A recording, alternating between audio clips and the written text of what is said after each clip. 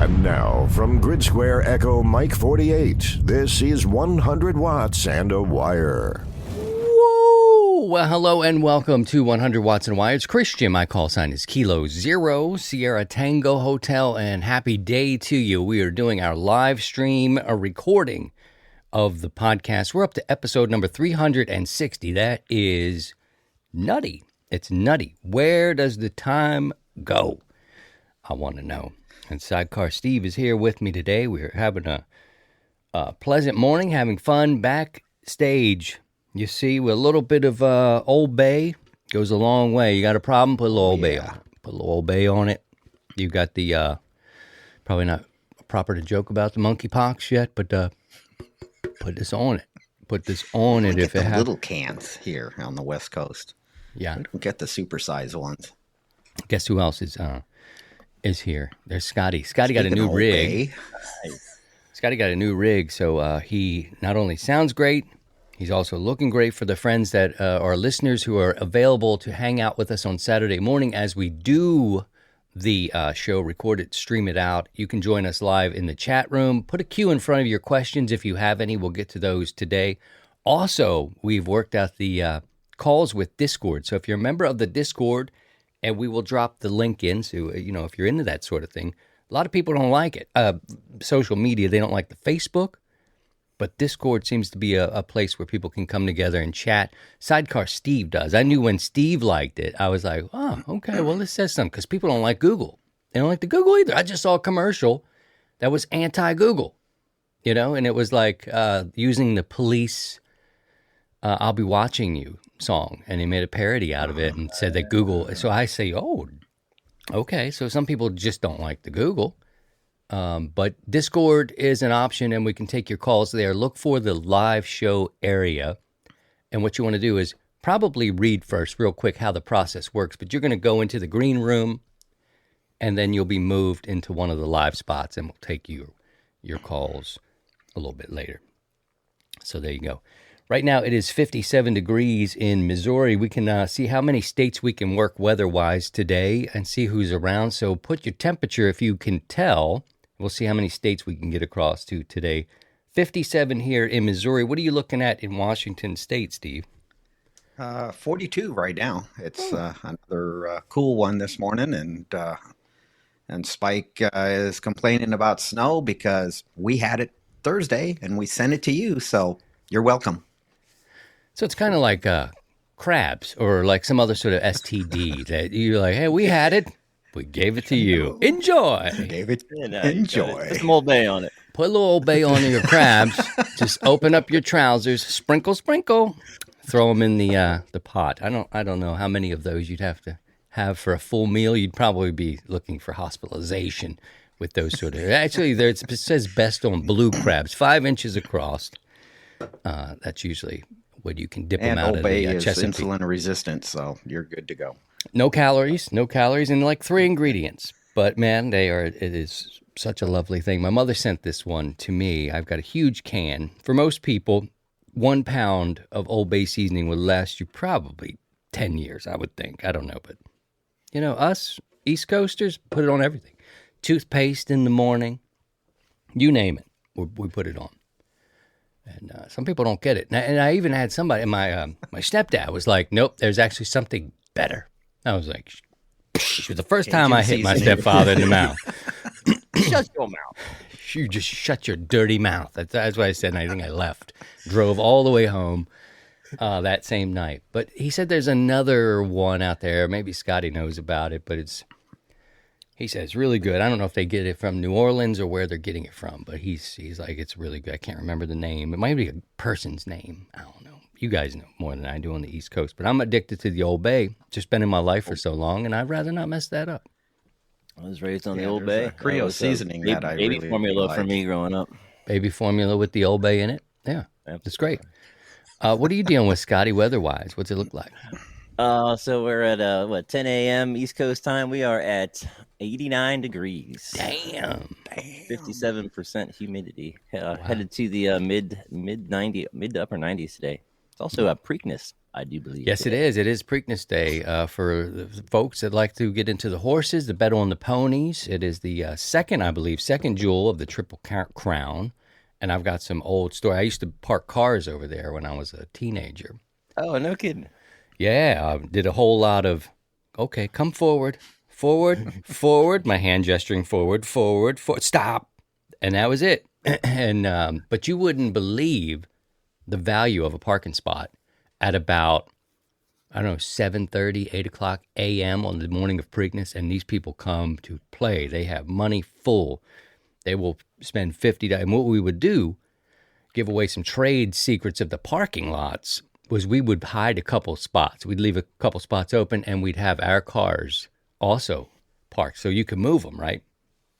These people, high rollers, would come in. They want to park close to the gate, or man, they would flash some ducats around, and they'd be like, I want to park. It's like money talk. And we're like, if you pulled out like a 10, nope, because we knew we could get some money off these parking spots. Just like 5 open spots, you could get. Yeah, you could walk out of there with some good money on the Preakness. And by 11 a.m., everyone on the infield is effed beyond compare. Trashed. Just trashed. And they don't show them on the race. If you watch the race on TV, they won't show the infield. They'll show it from scale, but they get in close. You got a bunch of Marylanders like, Trixie on my lot, $500. I got 500. Bloop, and they fall over. They're fighting, but Falling off top of their RVs. This is not a commercial for the sounds like a Preakness. NASCAR race. Yeah, It kind of is. they run until about 5 o'clock. Exactly. 5 o'clock in the afternoon or so. And then everybody, they've got constant, the ambulance will come. Ambulance. That's a funny way to say that. I can't never say that word, but they're taking people out constantly from the Preakness because they drink too much. And it sounds like it's going to be a warm one where you are. Of course, that's a cocktail for. The beer's going to be flowing today. There's going to be all sorts of heat strokes, and the paramedics are going to be busy today. So, Discord users, another way, of course, all of our listeners, we do this for you also, mostly because you can come here if you're free. A lot of people enjoy taking it with them, travel, treadmills, cutting the grass, all that stuff. We get it.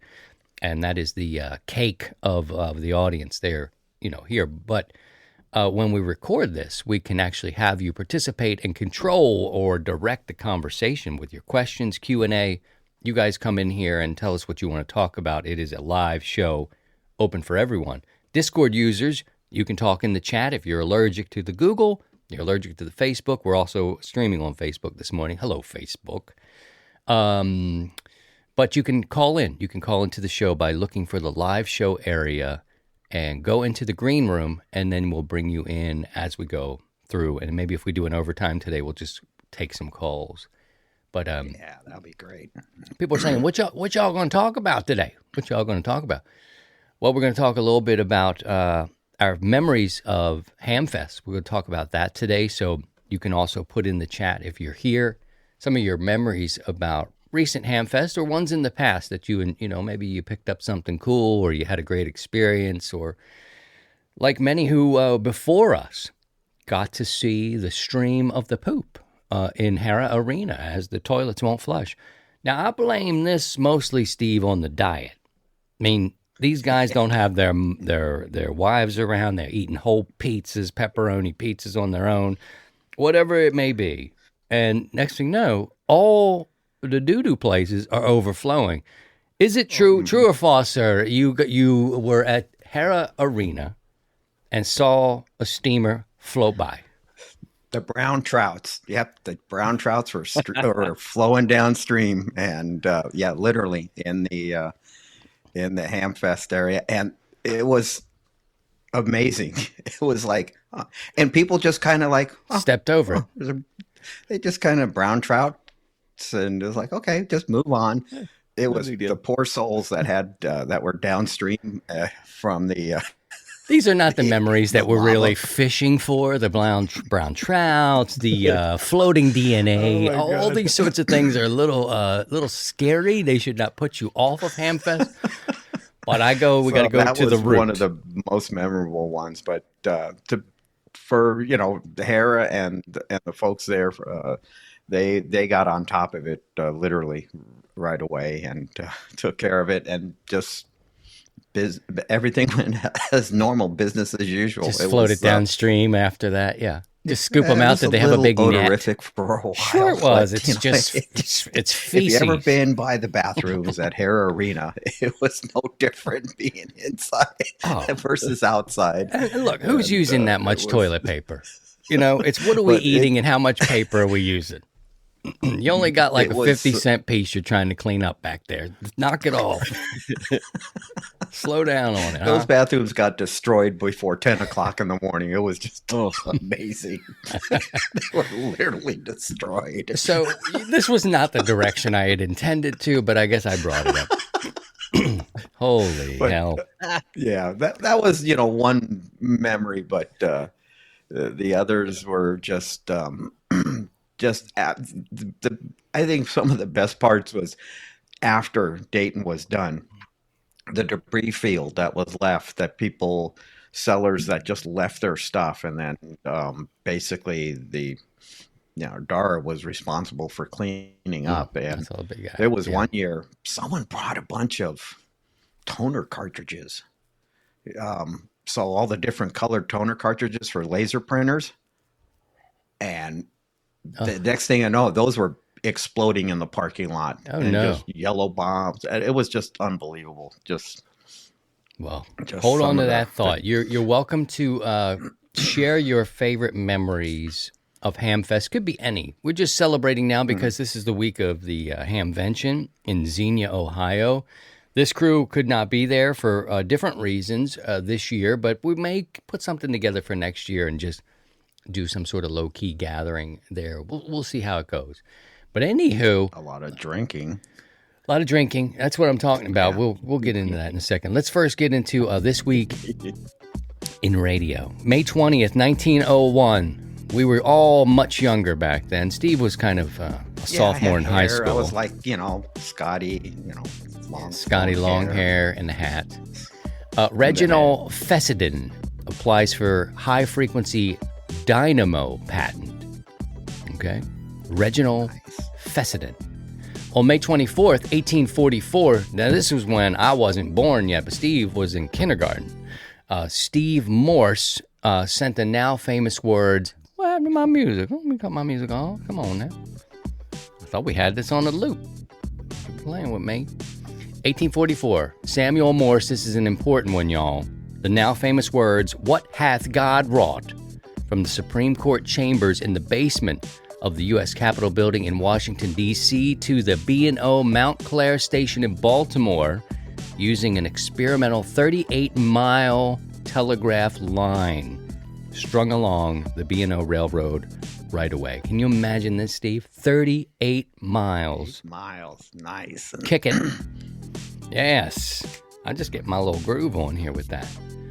And that's I figured this he week. would have just sent Nanu in Nanu radio. as the first message. Nanu nanu. Nanu Nanu was the first ever Morse code ever shared. So don't take your history test based on things that sound like add-ons to the truth here. But that's that. We're taking a little embellishment. Embellishment, just a little bit. Live calls in Discord. Go to the live show area and find yourself in the greed room. We'll drop you down. We'll talk about these experiences you've had over the years if you would like to do that. Last week we talked about buying gear and some of the criteria. Sometimes you go to HamFest and you want to be dealing with, let me buy something new. Let me buy something old. And a couple of that was interesting to see what, because I sold a radio in recent times. Scotty sold a radio, and I had never done it before. I've been kind of the hoarder. Not really. It's not like I've got a museum of radios. Everything, I've got a backup to my main rig. I've got a VHF, UHF radio, and I've got a portable rig. And yes, it's somewhat an embarrassment of riches to be able to have that much. But I don't have extra to where I'm thinking until the 705, and I'm like, I got to sell it. Made $65. Bought another piece of software, cost $70. I'm in the hole $5. But hey, there you go. Somebody got a nice radio. He received it, loved it. By the way, a Nice. report on Ernie. He's so Nice. excited Awesome. to have the 705. And I was excited to get the $53 after PayPal took that money a little bit from me, and then I spent more money, but hey, somebody got a new radio. So Robert, he chimed in after last week's show. He got some stuff at an estate sale. And so, when you're at an estate sale, you kind of just buy it. You don't know what you're getting. You just kind of buy it. You're getting it cheap mostly. But he got something. He got a Galaxy 4, I guess, a MK3. And he just said he didn't even think about it. He went on with it and picked it up. Let's see. Ari got a Yaesu, an FTDX 120. And his criteria is to buy a used radio or simple. He says if the features he wants are there, and it looks like it's been cared for. This is kind of goes back to what Scotty said to us last week. If some photographs look like it's been taken care of, what kind of environment was it operated in? That's part of his criteria. So he looked in to see if it worked, had the stuff he wanted, and the price that he was willing to pay, and he would pop on it. Let's see. There was an open box deal. Larry says he got an Yaesu FT 2880 from Ham Radio Outlet. They do a thing I just recently learned about, these open box deals where they've been opened or whatever, and then they kind of resell it, and you can get a deal, and it will save you some money that way. Let's see, many others. Roman, he paid cash for a Yaesu. A lot of Yaesu lovers out there. I'm just starting to understand that there's a lot of Yaesu love out there, and it makes me want a Yaesu radio to see what all the fuss is about. Roman paid cash for his. David, he got a 10 Tech and a power supply, and he just says, I have a lot of problems because he's got a 10 Tech museum, so he just makes these purchases. Oh, cool. Like that. He calls it a museum, but he just keeps taking them in. He takes them in. Let's see, Mike, he got an amp, an AL80B, and it was part of an auction. It was an auction fever. So he got it for $650, and he said it needed a little TLC, but he bought it anyway. Let's see, Daniel said he bought a Kenwood TS850. This reminds me to talk about something I'm a little troubled by, but we'll get into that in just a little bit. Somebody say Kenwood to me later when we finish off this segment, because I gotta comment about that. Let's see. He bought it. It's an old school rig. It's got the knobs and buttons and the menu items, and he got to test the rig out. He paid with PayPal, so that was part of his criteria. Many more on the Facebook page and also on Discord as well. Just looking through, a lot of people do the estate sales. They go through and they're not as picky with that. They know they're going to get a deal, and if they're willing to pop on the price, that's what they go ahead and do. Others, another Yaesu, John bought a Yaesu FT 920 off of eBay, paid with PayPal, and I think PayPal has some sort of thing, and I think eBay does too. They protect the buyer a bit, and people, they feel better about these sort of purchases. Yeah. So some PayPal. Go ahead. You can talk on that, Steve. I see another eBay there on a Yaesu. Tons of Yaesu, guys. It's amazing. Yaesu 857. Guy bought it on an eBay auction. And so you're protected a little bit. You got $450. The guy bought another one on Craigslist. So there's kind of these put together platforms that may give you some protection. Buying makes people feel comfortable. Go ahead, Steve. Estate sales is, pretty popular for, and unfortunately, the families don't know what the value of the equipment is. So if you're really bargain hunting, you can kind of get it, get them, fairly cheap. And so it just depends on the estate sale and who's running it. eBay and buying off of there with PayPal, having some protection for the consumer, which is good because PayPal's taking their cut and people are, a little upset, and then, they've been burned over the years. And so that, they're trying to, save their reputation, but there's some pretty good deals to be made out there. And then also you can get stuck with a lemon, but that's the, rolling of the dice. If you can go, wow, this is a great deal on this FT whatever it is, and it's dirt cheap, and you get it home and you find out why it's dirt cheap. Yeah. So that's the hard part. Risk. So you roll the dice, and a lot of times you win, sometimes you lose.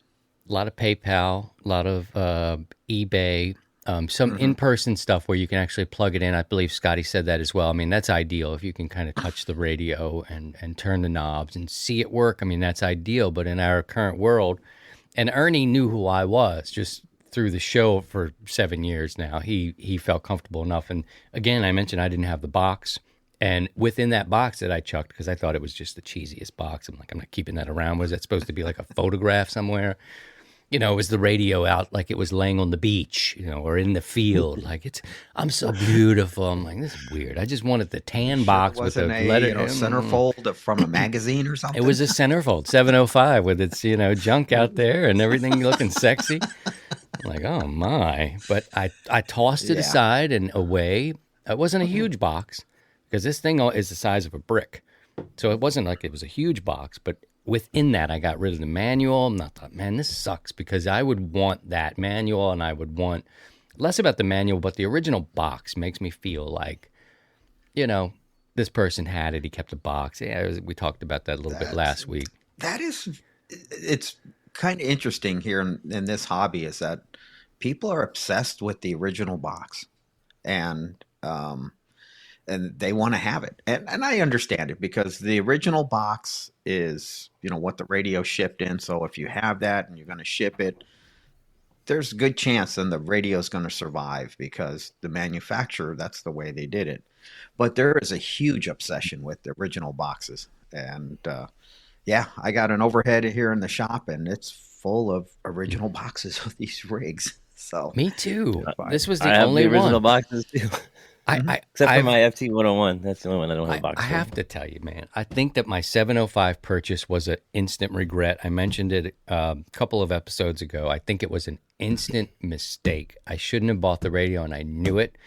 And it was like I paid for everything, and I got the box. I thought the box was cheap. It was just a bad experience. And every other box I have, it's back. It's back in storage, whatever the radio may be. And I thought, But, in terms of the money people can get, another big thing is I didn't want to lose a lot of money going through PayPal.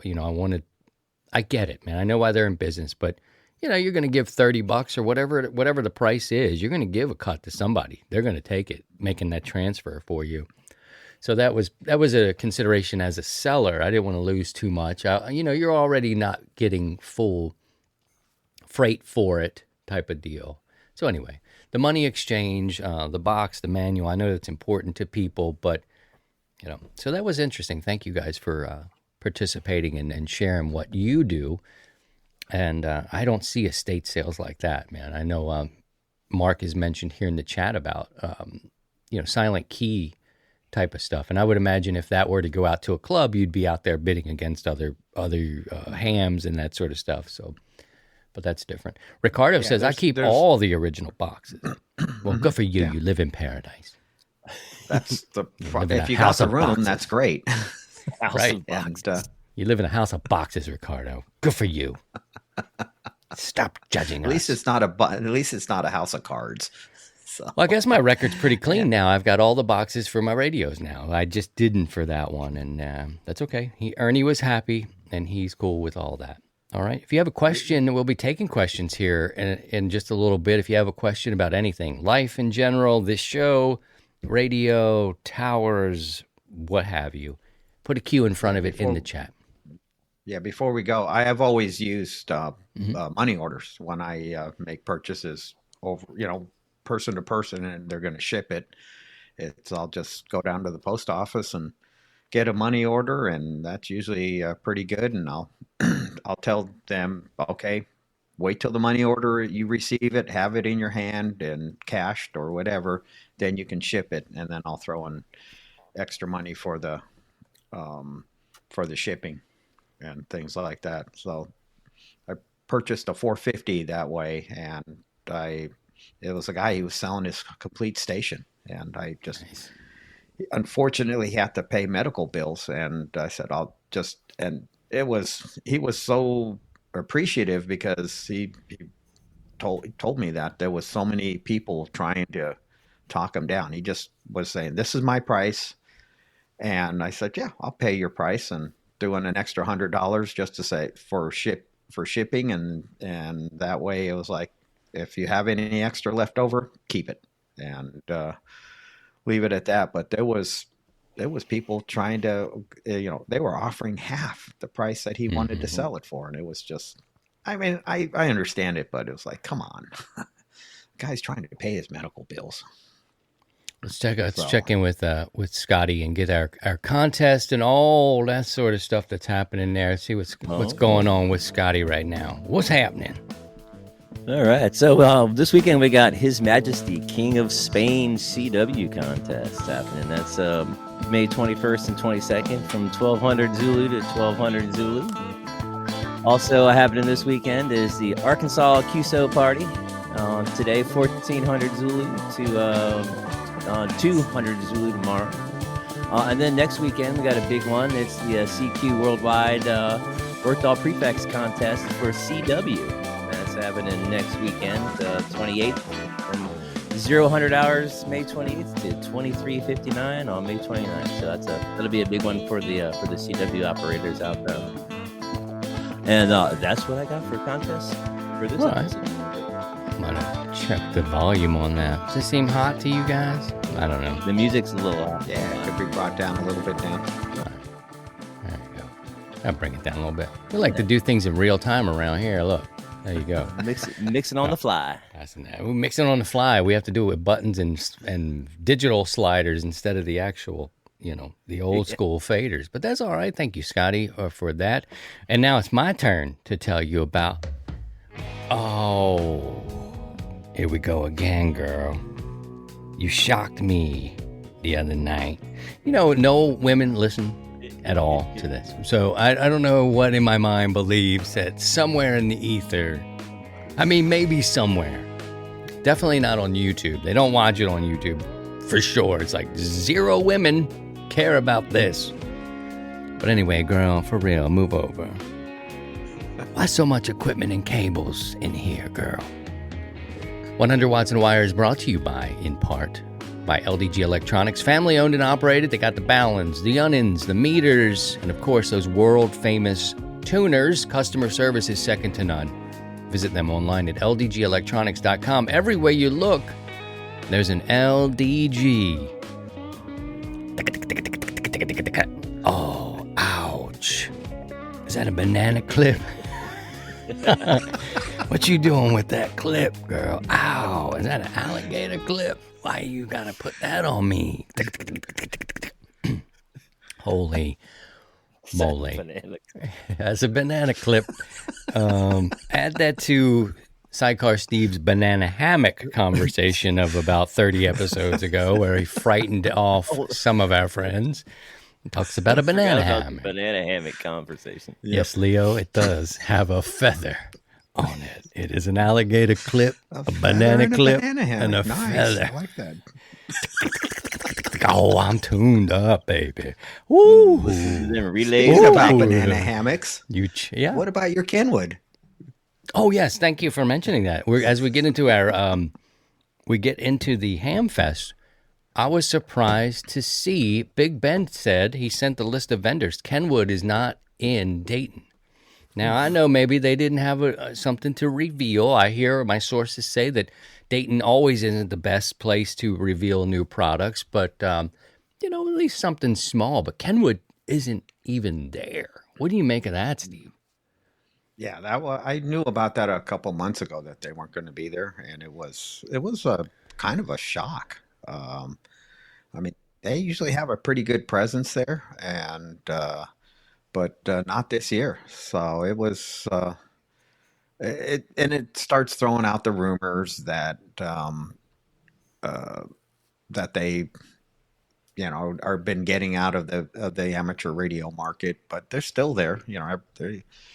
They bring out some new stuff here and there every now and then, but for the most part, looks like Brett says that they had a factory fire, which is possible. Go figure, another one, and another factory fire. So,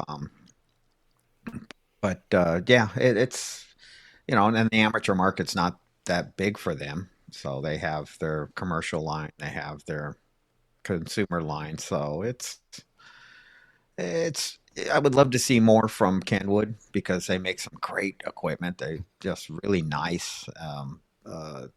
to look at and operate, and just.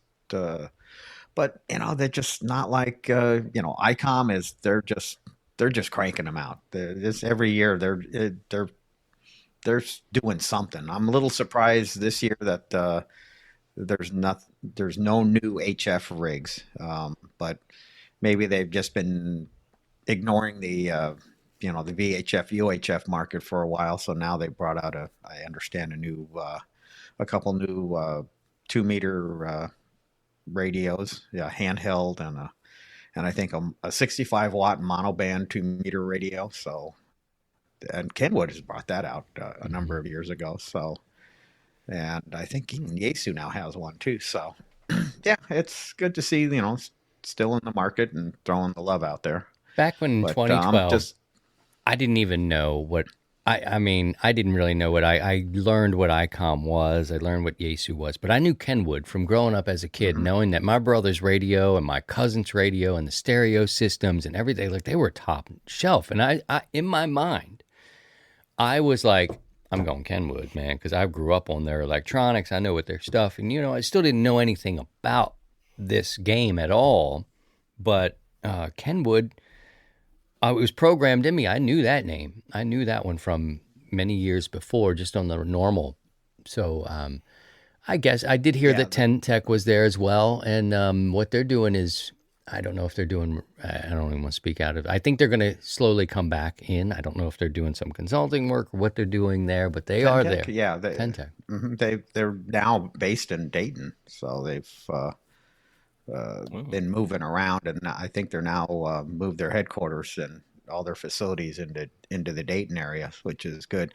Speaking about Kenwood, and what I always remember when going to Hera and now Xenia, is that when your feet are barking at you because you've been on the pavement or on a hard surface, go in the Kenwood booth, because they had the thickest padding for their carpet, and it was like, oh yeah, that was a good move. You keep people in your booth by keep them cool, keep their feet on something soft. Yeah.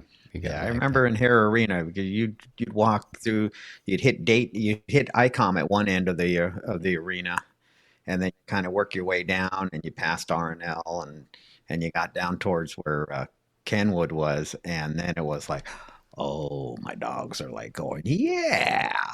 So yeah, get your steps in there. Get your steps in. So we're going to share a little bit of our memories. Again, folks who are here live as we're recording and live streaming this out, if you're a Discord member, you can go into the live show area, find yourself in the green room, and we'll bring you into the session. We may take some calls later in the show. We've got some Q&A coming up. If you're in the chat and don't want to speak, put a Q in front of your question, and we'll pull those, and we'll try to get those together for you. If you're listening, enjoy the experience, and you're always welcome to come, girl. Oh, I'm saying come over here. Just join us. I'll use join us next time. Now it's your turn in Sherry's office. You can come twice if you want to. Damn it. Some memories, there's so much going on here. I liked the move of Xenia, because there was more space there. A lot of folks were still getting their hotels in Dayton. There was 20,000, just say 20,000 hams embark on that area. I read a story about $30 million comes there this weekend because of all the hams that come. Well, I got to say, Xenia was good because I ended up going to an Airbnb with KC1AZT in 18, and we stayed in an Airbnb in this little town, this little sleepy town, because there's like, cows and there's corn, and it's out there. It's away from Dayton, but people enjoy Dayton because, for one, there are many hotels. There's also Contest University is there leading into Dayton. So a lot of people were still into that experience there. I wanted to be a little closer to the venue. 10 minutes, right? But getting a pizza was hard where we were staying, But I enjoyed it. I enjoyed the change. I got to see Dayton at least 2 years, if not 3, before they shut down, and then one at Xenia, and I haven't been back because of whatever. But in terms of memories, I think the first one was I couldn't get a cup of coffee in Dayton at the Hera Arena, right? I was like, how much is a cup of coffee going to cost me, man? I was so ready to get a cup of coffee on the morning of in the venue. I got lost a little bit because it was a hockey arena, an old hockey arena. I remember not being able to get a coffee, but I also interviewed John Amadeo. What's his call now? He changed his call a little bit. Is it N2? A6JA. Okay. I remember sitting up in the bleachers talking to him and a couple of friends, and we recorded it, just talking, just shooting the S, hanging out with him. Some, good memories. Seeing that $40,000, what is it? It's like a tower, and I was like, "Holy heck! What the heck?" Japanese tower, yeah, man, alive, and just seeing Loso Tower, yeah. I also remember thinking, massive. like, all this stuff you could get online, except for that tower, of course. You could see all these sorts of things and purchase them. So it became more about like, who were you with? Like, who could you connect with? And I think those are the memories there. The one year to Xenia, I was with the ICOM, that roaming emergency. That was like base camp. I just sat up there. I interviewed Dave Kassler, went and said hello to other friends and people that I knew. I remember meeting Jason from Ham Radio 2.0. He was across the way. And I just stayed in a spot and let the people come through because this was an impressive van. And I guess it's still out there. Yeah, I don't know. That van was nice. It was like a base camp for me. I just threw my crap down there and I could go. And anybody that could come by and say hello, that's basically what I did. But and I think if we go next year, it'll be maybe we can figure out a way to have a gathering in a hotel lobby or someplace where you can get drinks and just beer garden, just hang out. Meet at the beer garden. We're done. Beer garden, throw up a wolf over coil and call it a day. Yeah, I would love to operate there. I'd love to like tie in an activation because I remember going there and you could see it the day before, and I could because they gave me for the podcast and I could go in there as a media, and I just walked around, took it all in, and then the day it opens, you got all the people they're flooding in. You get to take in that experience. But after like 5 hours, I was cool. Like I was like, all right, this would be all right to kind of go do something else or Voice of America or whatever. But so they're kind of my memories of connecting with people face to face. I struggle with the food because I don't eat all the food options, but the food trucks got better. When they went out to Xenia, you had more options, so I could kind of go Mexican or nachos or whatever it was I could eat. So that was a big deal for me. That was on the plus side, and I didn't have to leave the site to find something I could eat. Steve, what are your memories when you think back? Doesn't even have to be Dayton or Xenia, although we're in that week now. Any memories of HamFest that are special for you? For me, it's the Daytons and meeting people. There's all the other HamFest locals that I've gone to, and for me, it's more just the getting there and it's the people, just meeting up with friends, meeting up with making new friends. Finally getting to do a face to face with someone I've talked on the air, and just kind of geeking out for 3 days with Hera and the history that was there, and then when things moved to Xenia, it was for a few years I would ask guys that I'd run into, and it's like, hey, how's the HamFest going? No, it's great, or this or that, and then every now and then I ran into one, and it's like, I hate this, and I'm like, okay, why are you here? I want to say, I wish we were back at Hera, and it's like, well, we're not. I mean, enjoy this beautiful setting here. And but it's just we're creature of habits, and so I just kind of like yeah. And everyone's trying to find their way around, and now you have the flea market out in the middle of the racetrack, and I guess it rained last night, so it's kind of a muddy mess again, and so I've had muddy shoes and going out there, and it's all part of the allure. This is part of the Dayton HamFest experience. But for me, you get to see the people, get to deal with the vendors. You don't get a lot of deals from the commercial vendors because everyone's just kind of trying things out. What I like is I don't have the opportunity to to go to say like DX Engineering and to see the products at their showroom. All I have is either the catalog or the website. And at Hare, they have it all, or at Hamvention, they have it all laid out. And now you can kind of see the product. And I've been kind of interested in this one. Oh, well, maybe, yeah, this will be kind of cool. So that's a great deal. You get to talk to the various commercial vendors and find out MFJ. Oh my God, those guys are a riot. I get to stay in the same. I've for years stayed in the same hotel with the MFJ folks, and they are just a blast after the fact. Those people are wild. They seem to bring everything they make too. It's like they make everything and then they bring it all. I mean, it's a huge square. It's like a block of stuff. It's huge. Mm-hmm. And there's things you can get. So unfortunately, I don't buy a lot of stuff from when I go to Hamvention, because if it doesn't fit in my carry-on bag, then I just I won't get it. But so for myself, it's more just the people connection and being there and being part of the forums. I remember that ecom van, talking to the guy that put it together, and it was like, wow, this is nice, But I kind of saw it from a public safety side of things and in land mobile, and so I was kind of geeking out in a different area of it, the more than the technical side, but still the layout was great. I remember you sitting on that bench doing interviews and stuff like that that year. So there's a lot of memories, and for me, I always went down to the Bethany relay station for Voice of America. I would stay an extra day. I would go down to a baseball game in downtown Dayton. Watch the Dragons play. Minor league baseball. It's one of the best baseball around.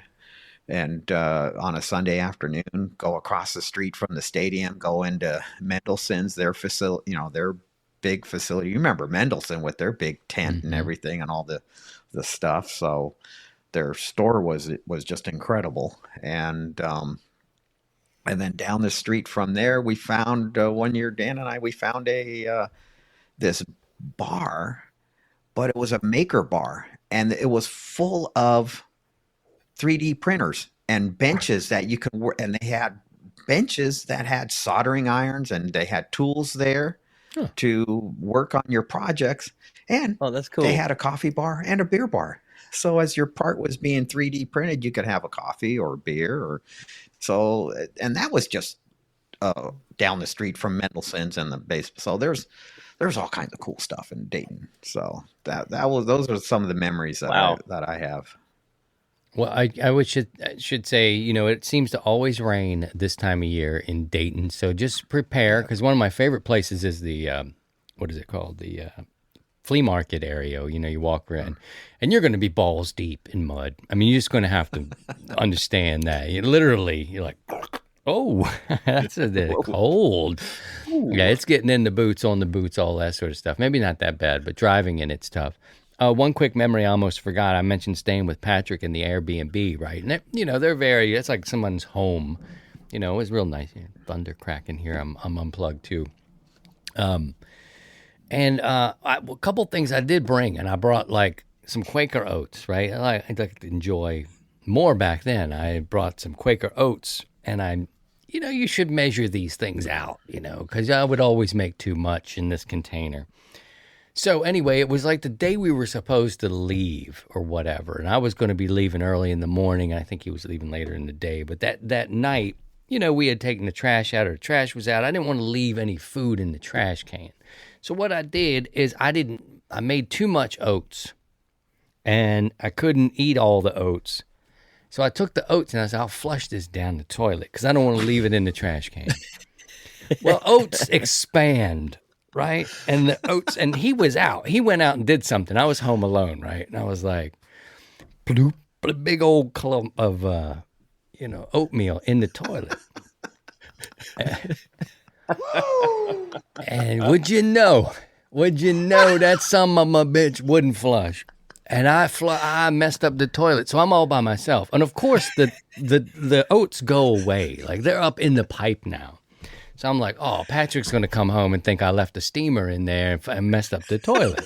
This is what you don't want Grandma to know, right? You don't want all this. Like, Grandma, can you get the plunger? And I couldn't find a plunger. It had everything in this place.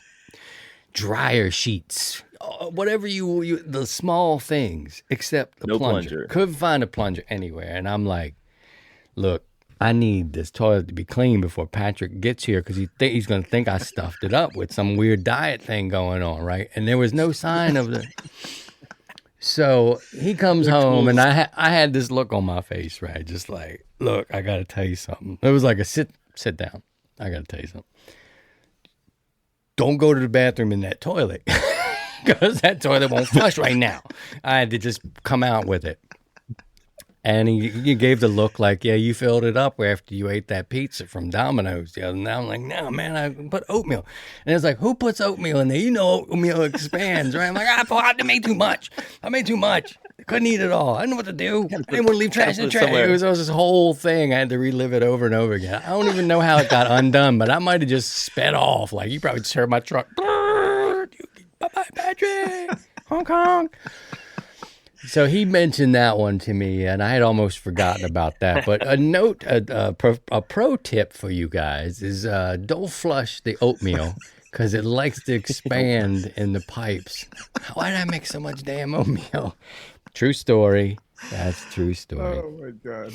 Can't even believe it. This might be a good time to... what do we got, Scotty? We got to come to you. We got to... We got some stuff to talk about. Speaking of HamFest, yes, we have, of course, the big one, Xenia Hamvention going on now. Also, a special event happening this weekend is Armed Forces Day. Cool. 1600 Zulu to 2130 Zulu Special Event Station. Info at qrz.com /DB/Whiskey 5 Kilo India Delta. And next week, a HamFest, one local to me and Mr. Mark H. We have the Maryland FM Association Memorial Day HamFest in West Friendship, Maryland, at the Howard County Fairgrounds, which is just a stone's throw away. So I'll be making a visit there, and then a cool special event May 28th through 31st is the Strange Antenna Challenge. I like that. So. Yeah, so it's what is the strange? So anyone may operate. Simply add a /KOS to your call sign, and the purpose is to utilize antennas not made of normal antenna materials. Includes fences, statues, vehicles, bridges, whatever. It's a fun way to promote your club and promote amateur radio. So that's a special event happening next weekend. So that might be fun. I got some odd things I could try to tune up around here. Try it. See. Yeah. Patrick has chimed in via the chat. He says he's absolutely dying over here. Still can't completely remember how we flushed it. I think we let it sit overnight. I think you're right. I think the oats got a little soggy, and little by little, I was scared to death. Well, you're not the only one. Ricardo said he cost him $900. I wanted to get us out of town. Like we did not need that at all. Eventually, it turns into cream of wheat, right? Yeah, right. It would break down eventually. I think I remember saying that. It'll break down eventually. See, if you would have just sprinkled a little Old Bay in there, it would have taken care of it. Right, yeah. It would have flushed it right on through. It would have just lubed it up and, Well, what's it do to the insides of you if it can't go down metal pipes? What does oatmeal do? So I cut back on oatmeal, I think, right after that time. Like, it won't even go through metal pipes with force. But, we were in an Airbnb, and there was a place under us, and I was afraid that we would get water on the floor and drip down, and I was like, oh, man. This is bad. But in the morning, it actually went down, and we got out of there, I think, without any incident. But it was a cool place. It was private, off, and that is a fun memory. It was a little scary because, you're in somebody's home. Those Airbnbs are like, they take special care. And this one had like a theme of aviation. It was a cool place, but we'll have to look there again. Nice. Anyhow, I'm getting hungry now thinking about that. We're going to take some questions here. And if you have a question, you can put a Q in front of it. and drop it in the chat. Some people have done that and we couldn't get to all of them. So here's what we'll do. We'll put Scotty over there into the chat. He can watch and pull anything question-wise. We can talk about food, your culinary diet, what oats do to metal pipes, how much it costs for plumbing, all that sort of stuff. And if you want to call and contact us live as we head toward the end of the show, you can do that. We may do an overtime today for a bit. Discord users can go into the live show area, find the green room, and we can bring your call in live. Steve, are you ready to take a few questions before we... Yeah, let's take a few questions. Before we bug out. Let's see if this works for us. How do you protect buried coax, and where do you buy it? Mickey would like to know. So... buried coax? Well, most... you can buy it, in almost anywhere where you get your coax. You just make sure you get the one that's rated for direct burial. But how you protect buried coax, your best bet is put it in a conduit. So get some PVC conduit, schedule 40, and just, 2-inch if you can afford that, or just 1-inch if you only have like one line or something. That's the way to go. It's that way you can change it if it needs to, or you can add to it. You got a trench open, you might as well fill it in with a conduit and go from there. Yes, it's an added expense, but in the long run, it saves you time and it's cheaper. All right. We have a question coming in from our chat. Todd, November 3, Papa Kilo, Japan. He asked, I need possible Todd. Antenna ideas with no tree. Possible antenna ideas with no trees. Well, verticals for one. That's a tower is another. So, but the easiest is probably a vertical. If it's quick and dirty, and we'll get you going. Okay. Brett, right there, trap vertical is. So yeah. You don't need a lot of land for that either, right? I mean, you might want to drop down some radials in the grass. It depends on where you are. If you're in a condominium, or I guess we would need a little more detail. But yes, my instant reaction is something vertical, whether it's off a balcony or whatever. If it's ground mounted, ideally, we're just talking the ideal. You want at least 32 ground radials. But if you have it elevated, 4 is all you need, and you're good to go. All right. Good deal there. If you have a question, put a Q in front of it, and we will try to take care of it in this portion of the show. All right. We've got another question coming in regarding a Carolina Windom. Do I need to support it by the transformer, or is supporting it by the 2 ends acceptable? That's from Al. Yes. You can support it by the 2 ends. Just make sure the wire is capable of supporting it. How's that Carolina Windom I sent you, Christian? That's doing great. Supporting it by the transformer? It is by the transformer because I can't get like a flat top situation there. So it's kind of an inverted V, if that makes sense. So I needed that support in the center to give me my the elements out in an inverted V style. If you could get it up in that way where you can support it on the ends, that's different for me because it's kind of heavy, right, Steve? I mean, you've got to be pretty taut at that point. I had that antenna supported by the ends, and it stayed up. It kind of had a little bit of a droop because of the weight of the ballon and then actually the 2 ballons, because you got a ballon at the wire, and then you got some coax down, and you got another ballon at the end of the coax. So you got this weight, and so that was supported. And then one morning, I'll have to find that picture again. I had an owl that was sitting on the ballon. It was a young owl, and you can support it, but just make sure that the wire is at least 14 gauge or better, and it's designed, antenna wire. Your ordinary house wiring, it will start to stretch and it could fail over time, but it's doable. Okay. Drop a question in the chat if you'd like to. You could put a Q in front of it. Just like our friend Spike has. He says he lives on an acre where there are no trees. The highest point here is 13 feet. I use an end-fed at 65 feet of wire. His question, he has a 49-1 Unin with a FT 420, 43 SWR, slowly rises on higher power. Should I make one with 2 FT 240?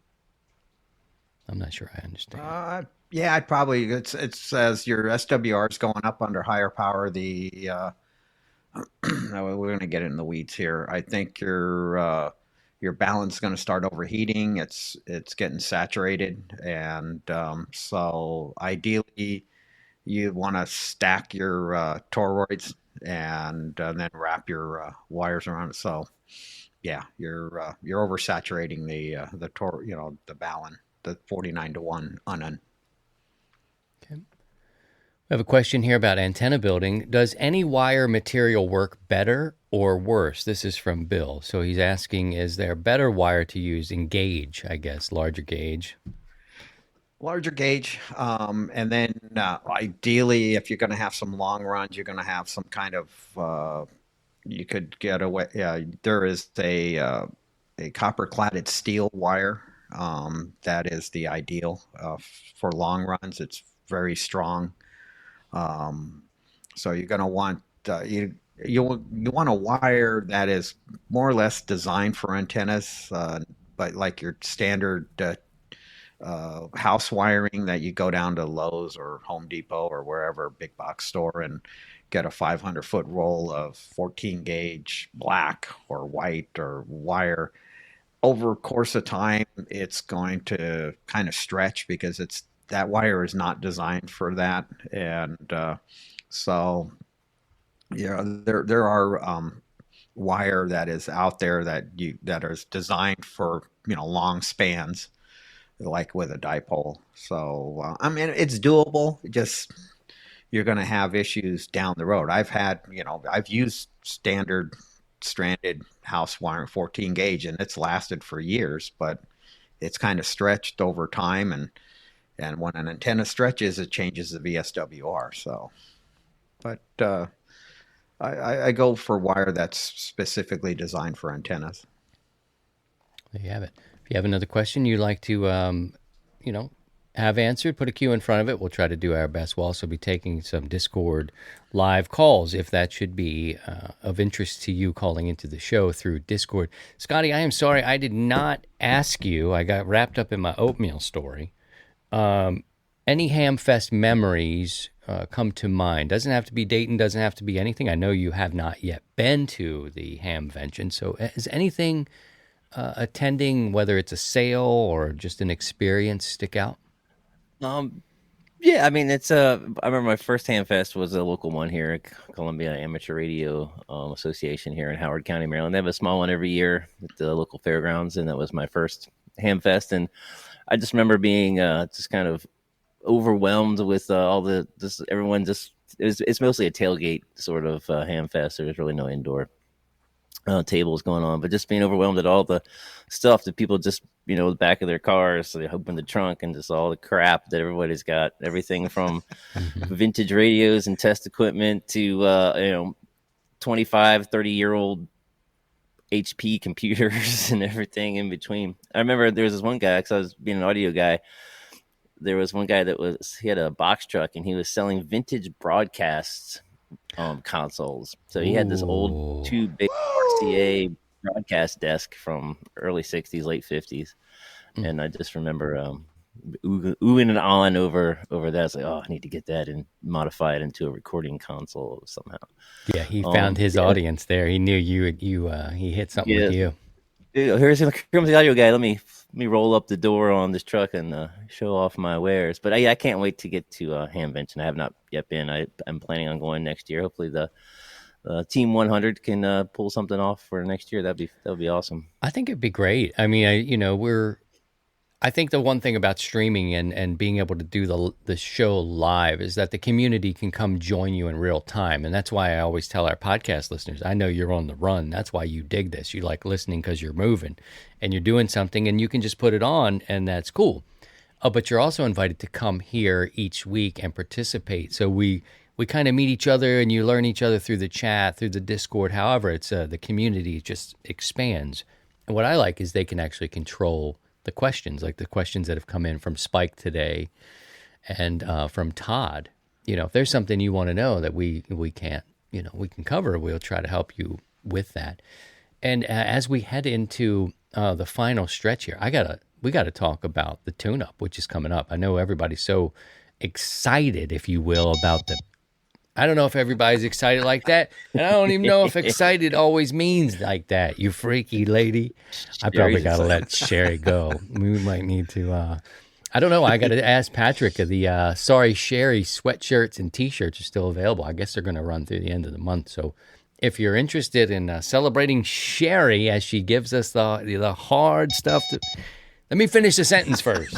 I can't even finish. She's like, I know where you're going. I know you already. I know you boys. You guys are nasty. She's a nasty one. That's all I can say. I think, yeah, she's a closet nasty. Check out the shop at 100wattsandawire.com. Check out the shop and put on your colors, and we'll definitely talk about. A guy like this right here. Yeah. You got a logo sweatshirt on. Scotty's wearing his old school. The vintage logo. Yeah, he's got the classic stuff going on. And if you're just a coffee drinker, you got your travel mug here. So that's another old logo with the black and white. That's beautiful. That's beautiful. Thunder cracking here. We're up to 55 and 90% humidity. So we've definitely got a heavy rain pouring now. Patrick, Sherry is still in. Sherry is still rocking in the shop. Good deal. So if you're interested in the Sorry Sherry stuff, Big Ben's got one. He posted a picture on Discord, and he likes it. I hope he's wearing it around town. Want to talk about the tune-up. It's coming June. Let's see if I can add this up here. There it is. A tune-up's coming up, and it's June 10th, 11th, and 12th. We'll be giving away a handsome, I don't know much about certificates, but sort of a commemoration type poster. You can do whatever you want with it. If you go to 100wattsandawire.com and you want to participate, the stations there will be running on the air. We'll be doing some digital stuff. You can work these stations, set up portable if you like, get out there in the field if you can. If not, work from the comfort of your own home. We'll be doing some live streaming. But it's a great excuse to operate your equipment, make some contacts, get on the air. You'll give some stations to chase. There'll be some people out there to work. It's always kind of fun to get out on a special weekend. And some new antennas. And any band, any mode. Just get on the air. Looking forward to it. It's going to be fun. So that's happening there. More information on the website. What else did we need to tell you about? We do a Sunday evening net. Starts at 7 o'clock Central. We also live stream in conjunction with that in real time. That runs parallel, so if you can't get on the air, you can come join us here. We usually have a good time and have been partaking, I guess, in the evening. So it's usually a festive environment. And then they get in there and they're shocked by the topics that come up. A little imbibing going on. It's a Sunday night. We're relaxing, hanging out with friends and the family. We get to finish the week and the weekend strong with our friends and our, have good company, and we're on the radio, we're hanging out, and then we get a little push as we head into a new work week. So you're welcome to join us there. And thank you for participating today, whether you're in the chat, whether you send your questions in. A lot of the questions come in through email that we put up on the screen here, and we take them live. And sometimes we even do a little extra, a little overtime. I guess we can move some questions in through the Discord too. What did we miss, fellas? What did we miss? Anything?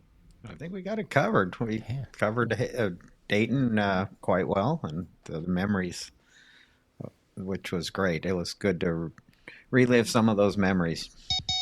He said cover the memories, not memories. Jesus, now we got to get like a hearing test for the lady? I mean, come on.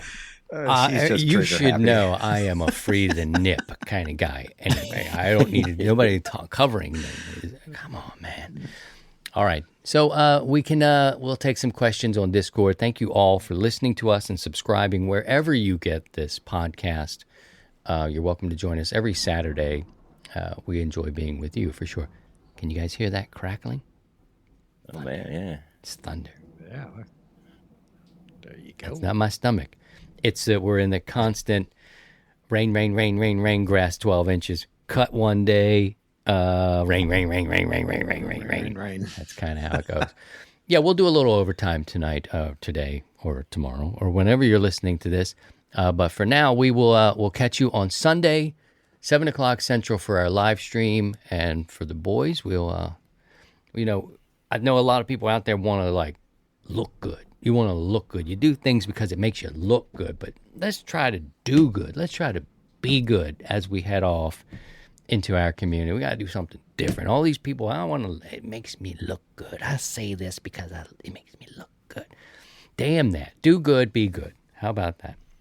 And by all means, if you can, please try and stay above the noise. That's really a hard one there. It's a big order for you to leave the show with. 73 Steve, 73 Scotty. 7-3 Christian, 7-3 Scotty. To join the 100 Watts in a Wire community, visit 100wattsandawire.com.